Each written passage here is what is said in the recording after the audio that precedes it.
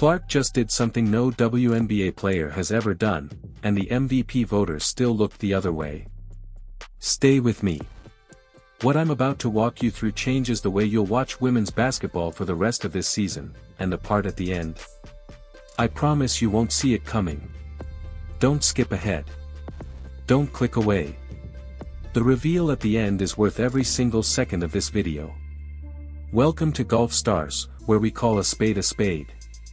Great to be here with you, and I have things I want to say, and I'm gonna say them. Damn it. Before we get into it, do me a favor, hit that subscribe button. If you're hearing my voice, you're in the right place. The bell notification matters. It helps more than you know. Now let's get into it. These are not MVP numbers. These are greatest of all-time numbers. We have to talk about what's happening in Indianapolis right now because nobody else in the media is being straight about it. The story of this WNBA season is not the Las Vegas Aces. It's not the New York Liberty repeating as champions. It's not the sophomore surge of Paige Buchers in Dallas. It's not the supposed rivalry between the established veterans and the new blood. The story of this WNBA season is a 23-year-old guard from West Des Moines, Iowa, who is rewriting a record book that was supposed to be untouchable. Caitlin Clark, in her second WNBA season, has now posted 20 career games with at least 20 points and 10 assists. 20. No other player in WNBA history has more than 10. Sue Bird, the player most people compare her to, never even reached that mark. Courtney Vandersloot, one of the all-time great point guards. 10. Diana Taurasi, the league's living legend. Below that. Caitlin Clark did it in under 100 games. She didn't just break their record. She lapped them. Twice over. Let me make this simple so there's no confusion. Most 20-point, 10-assist games in WNBA history, all-time, regular season, Courtney Vandersloot, 10. Diana Taurasi, fewer than that. Aya Wilson, fewer than that. Caitlin Clark, 20. And she's still in year 2. Now read that list again. Slowly. Then we look at double-doubles. Clark had her 29th career double-double this season in just her 82nd game. With that one, she sailed past Sue Bird for third most career double-doubles ever by a guard in WNBA history. Bird needed hundreds of games to get there. Clark needed 82. 82. Less than 2 full seasons of work. And here's the thing the league office doesn't want printed on the front page: Clark is only in year 2 of her professional career, and the record books aren't just being rewritten. They're being stretched so far ahead of second place that nobody currently playing women's basketball will catch her. Maybe ever. Wait until you hear what she did 4 weeks ago. I promised you a reveal. I'm getting there. Don't click away. She's not lapping them. She's left the building. Talk about raising the bar. Clark went out and dropped a career-high 45 points against the Seattle Storm on July 17th. 45. 10 assists to go with it. That's not a typo. 45 and 10. She set the franchise scoring record. She made WNBA history with the first 40-point, 10-assist game the league has ever seen. In the history of the league. The first. Ever. But wait, she's not new to this. She's now registering her third career 30-point, 10-assist game. The rest of WNBA history combined has 4. That's total league output versus Caitlin Clark in less than 2 seasons of professional basketball. 26 years of league history. For combined 30 to 10 games from everybody not named Clark. 3 from her. She also dropped her 8th career game with 25-plus points, 10-plus assists, and 5-plus made threes. The rest of the WNBA combined still hasn't matched that count. And the per-game splits for this season look ridiculous when you stack them against every other guard who has ever laced them up: 21.9 points, 8.3 assists, 3.9 rebounds, 45% from the floor, 35.7% from 3, 85.6% from the line. She leads the WNBA in assists per game. She is top 5 in scoring. And she just turned in the first 40-10 game in league history. And somehow a national MVP conversation is somehow still up for debate. If you're not doing the math in your head right now, 20 points and 10 assists 20 times, 3 30s and 10s, 140 and 10, sit with that for a second before we move on. Don't scroll. The next part is where it all comes together. But here's the part they won't say out loud. Remember I promised something way bigger at the end?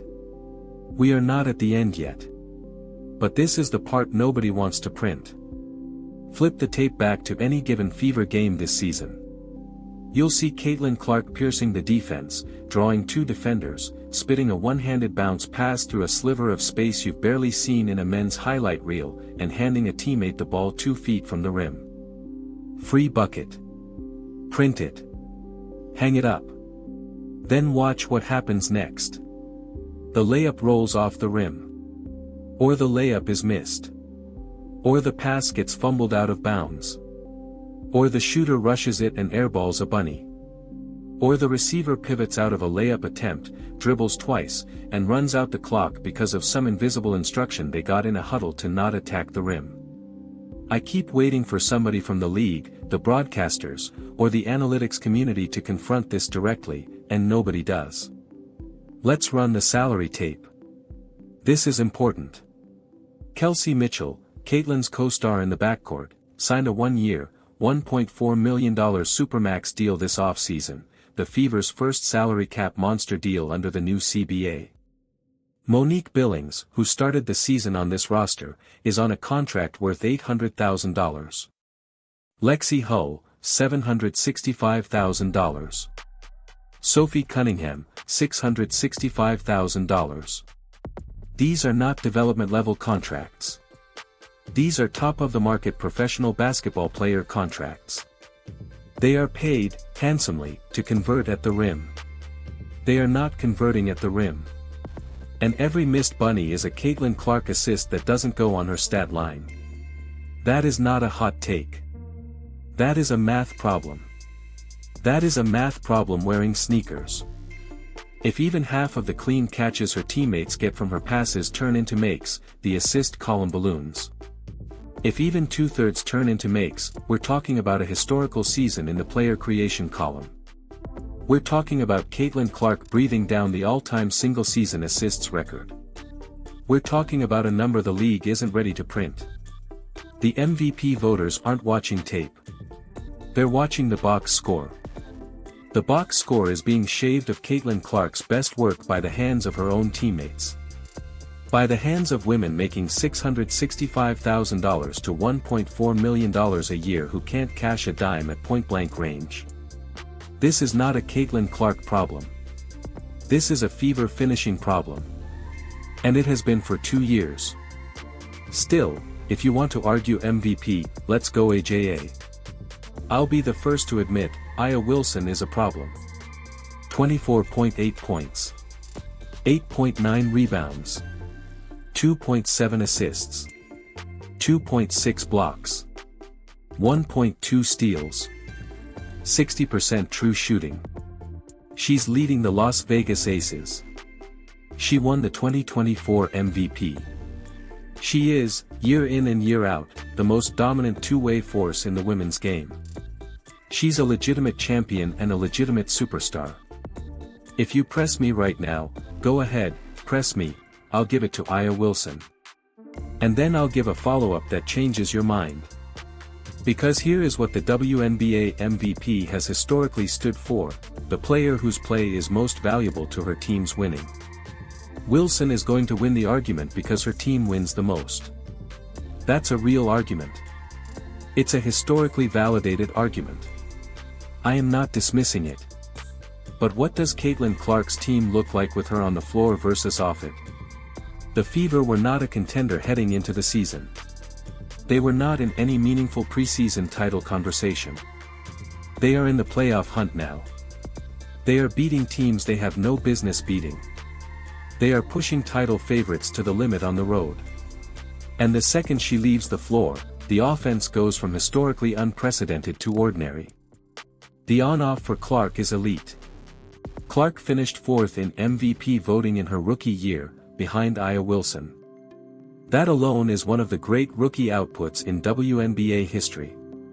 But what we're witnessing in year 2 isn't a sophomore step back. It's a sophomore takeover. This is the part that gets uncomfortable for the league's traditional voters. The MVP is supposed to belong to the player whose team wins the most. But what if the player whose team wins the most is leading her conference in losses because her teammates can't catch the ball? And what if the player whose team is overperforming every projection is the one setting every single record in the books? If you can make both arguments, and I think you can, then the league has a real problem. And that problem is named Caitlin Clark. Either you reward the record breaker who is dragging her roster into the playoffs despite their finishing, or you reward the dominant big on the team that wins the most. There is no clean answer. And the fact that there's no clean answer means we are watching history, and the league doesn't have a script for it. Old guard, new guard.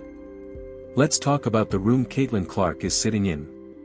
The all-time room. The Mount Rushmore room. Sue Bird. Diana Taurasi. Lauren Jackson. Simone Augustus. Cappie Pondexter. Lindsay Whalen. Candace Parker. Breanna Stewart. Aya Wilson. These are the names that get brought up when somebody says greatest of all time in the WNBA. They are on the all-time leaderboards. They are in the Hall of Fame. They are icons. They are the faces of the league. And in 2 professional seasons, Caitlin Clark has produced more 20-10 games than every single one of them combined. Read that again. Combined. In 2 seasons. As a guard. On a roster that's still figuring out how to make a layup. With a coach who's still figuring out rotations. Against defenses that have entirely retooled their coverages to try to slow her down, and failed. She's not chasing the WNBA. She's not working her way up the rankings. She's not asking the league to accept her. The WNBA is watching her rewrite their record book one highlight at a time, the way the NFL watched Patrick Mahomes rewrite the quarterback record book, the way the NBA watched LeBron rewrite the all-around record book. Diana Taurasi is clicking her tongue from Phoenix. Sue Bird is opening Twitter and smiling, because she knows exactly what she sees. You don't have to like her. You don't have to love her game. You have to acknowledge her. Now, a word on the noise. You will hear, especially in social media spaces, people trying to take shots at Clark. Jealousy. Insecurity. Comparison. Some rival fans and media voices don't want a guard from the Big Ten defining a league they thought they had already defined. That is real. It exists. It is loud. Pay it no mind. Trophies don't care about Instagram posts. Records don't care about tweets. MVP voting doesn't care about who liked what comment in 2022. What matters is the floor. What matters is the stat sheet. What matters is the tape. And on every single one of those, Clark is laying down a marker the league cannot erase, no matter how many hot takes the talking heads try to put out. And we're not even past the halfway mark. Here's the part one told you to wait for. The reveal. The part one dangled at the top of this video. Here it is. If this is what year 2 looks like, what in the world does year 3 look like? What does year 4 look like? The answer is, nobody currently playing has a chance of catching her. That is not an exaggeration. The gap between Clark and second place on the all-time assists leaderboard for guards is wider than the gap between Steph Curry and his nearest rival on the three-point made list, and Curry did that over a decade. And here's the bonus nobody's talking about, and this is the part that should keep you up at night if you care about the business of this league: the WNBA's new media rights deal, the rising salary cap, the explosion in attendance and TV ratings, the first $1 million salaries becoming routine rather than historic. All of it has a fingerprint on it. And that fingerprint looks a lot like a kid from West Des Moines, Iowa, who used to dribble 3 basketballs at once in her driveway. She changed college basketball. The Big Ten championship games. The Final Four ratings. The women's basketball TV deals. She is the single biggest reason women's college basketball became a financially viable TV property. And now she's doing the same thing in the pros. The WNBA's growth story from 2024 to 2026 is the Caitlin Clark story from 2024 to 2026. Every dollar of new revenue, every seat that's now filled, every broadcast rights bump, those exist because she made people care about women's basketball at a level the league has never seen before. The argument a year ago was whether she could translate her game. That argument is over. The argument now is whether the rest of the league, the voters, the broadcasters, and the analytics writers will admit what's happening while it's happening, or whether it'll take 5 years of post-career reflection to acknowledge that they watched it happen live and said nothing. What I'm saying. Caitlin Clark, in year 2, has set the all-time WNBA record for most career 20-point, 10-assist games. She passed Sue Bird for third most career double-doubles by a guard, in less than half the games Bird played to get there. She dropped a 45-10 game, the first of its kind in WNBA history. She's leading the league in assists. She's top 5 in scoring. She set the career record for 30-10 games before her second season ended. And she did all of it while her own teammates, paid $665,000 to $1.4 million, are leaving dimes on the floor. The MVP conversation is not close. The MVP conversation is over for anyone willing to look at the tape. Aya Wilson is great. Aya Wilson is the 2024 MVP. Aya Wilson deserves to be in this conversation. But the conversation isn't about who is great. The conversation is about who is doing things no one has ever done, while the league pretends nothing is happening. Caitlin Clark is doing things no one has ever done. And she isn't close to done. If this video made you see the WNBA just a little differently, do 3 things for me. Like it. Subscribe and hit the bell. And drop a comment with your honest take, Aya or Caitlin. Convince me. Tell me where I'm wrong. Tell me where I'm right. Tell me whether you watched the 45-10 game live and felt something shift. I'm out. Take it easy. We'll see you on the next one. Love will win. Grace will win. Humility will win. Kindness will win. And if you miss your layups, you're costing somebody a trophy. Take it easy.